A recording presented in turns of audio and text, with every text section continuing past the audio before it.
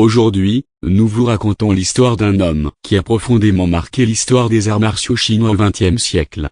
Un maître discret, mais influent, dont l'héritage résonne encore dans les dojos du monde entier. Son nom? Yip Man, aussi écrit Ip Man. S'il est devenu célèbre grâce au film qui porte son nom, l'homme réel était encore plus fascinant. Plongeons ensemble dans la vie de ce pionnier du Wing Chun, et découvrons comment il est passé de noble héritier à enseignant du mythique Bruce Lee. Une jeunesse dans la Chine impériale. Yip Man est né le 1er octobre 1893 dans la ville de Foshan, dans la province du Guangdong, en Chine. Issu d'une famille aisée et lettrée, il grandit dans un environnement stable et cultivé, propice à l'apprentissage des arts. À l'âge de 6 ans, il commence son initiation aux arts martiaux. C'est auprès du maître Shan Shan, alors déjà âgé, qu'il découvre le Wing Chun, un art martial chinois fluide, basé sur l'économie de mouvement et l'efficacité au combat rapproché. Yip Man est l'un des tout derniers élèves de Shan, qui, trop vieux, laisse ensuite l'enseignement à l'un de ses disciples, Nge Chung Sok. En grandissant, Yip Man se montre curieux, persévérant et respectueux de ses maîtres. Mais son parcours martial va prendre un tournant décisif lorsqu'il quitte Foshan pour Hong Kong.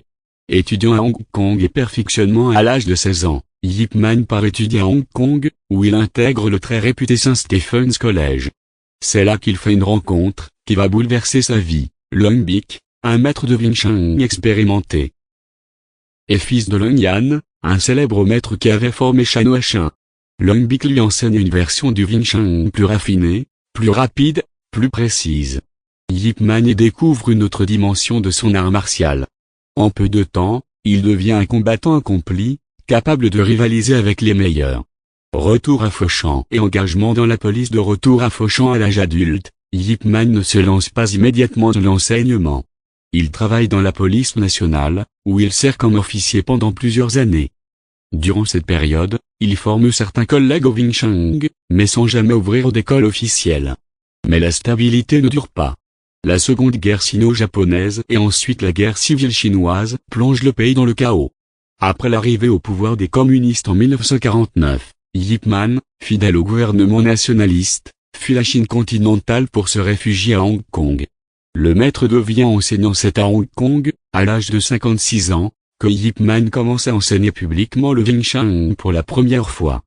En 1950, il ouvre une petite école dans le quartier ouvrier de Kowloon. Il y enseigne à des jeunes de milieux modestes, souvent issus des triades ou de quartiers difficiles. Malgré un caractère réservé, Yip Man gagne le respect de ses élèves. Son enseignement est direct, rigoureux, et sans fioritures. Le Wing Chun qu'il transmet est basé sur la technique, la fluidité, le relâchement musculaire et la compréhension du centre de gravité. L'élève légendaire, Bruce Lee. Parmi les nombreux élèves qu'il forme, un nom brille au firmament, Bruce Lee. Ce jeune garçon rebelle commence à s'entraîner sous la direction de Yip Man en 1954, alors qu'il n'a que 13 ans. Même s'il ne suit pas l'enseignement complet de son maître, Bruce Lee reconnaîtra toujours l'influence déterminante de Yip Man dans sa philosophie martiale. C'est en grande partie grâce à Bruce Lee que le nom de Yip Man deviendra connu à l'international, et que le Wing Chun s'exportera hors de Chine. Dernières années héritage. Les dernières années de Yip Man sont marquées par des problèmes de santé et des difficultés financières. Pourtant, il continue d'enseigner jusqu'à peu de temps avant sa mort. En 1967, il fonde officiellement l'association de Wing Chun d'Hong Kong, dans le but de préserver et transmettre cet art. Yip Man meurt le 2 décembre 1972, à l'âge de 79 ans, des suites d'un cancer de la gorge. Il laisse derrière lui une méthode structurée, des élèves passionnés et un héritage inestimable. Conclusion, le laïc du maître Yip Man n'était pas un guerrier flamboyant ni un héros de cinéma, du moins, pas dans la vraie vie. C'était un homme modeste, mais ferme, déterminé à transmettre l'essence d'un art martial ancestral. À travers ses élèves, et notamment Bruce Lee, son enseignement a conquis le monde. Aujourd'hui, le Wing Chun est pratiqué sur tous les continents.